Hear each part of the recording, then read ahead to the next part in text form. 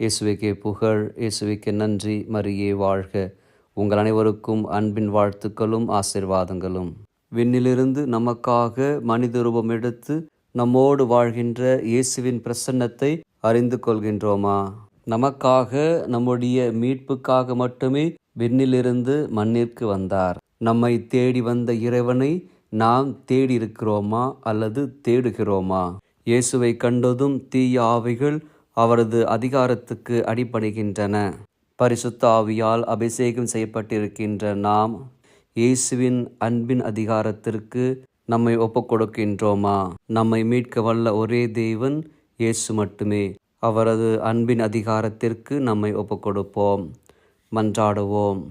எங்களை தேடி வந்த அன்பு தெய்வமே, நாங்கள் செய்யும் ஒவ்வொரு செயல்களிலும் உமது தெய்வீக பிரசன்னத்தை உணர்ந்து அன்பின் அதிகாரத்திற்கு எங்களை முழுமையாக ஒப்புக்கொடுக்க வரம் தாரும், கிருபை புரியும்.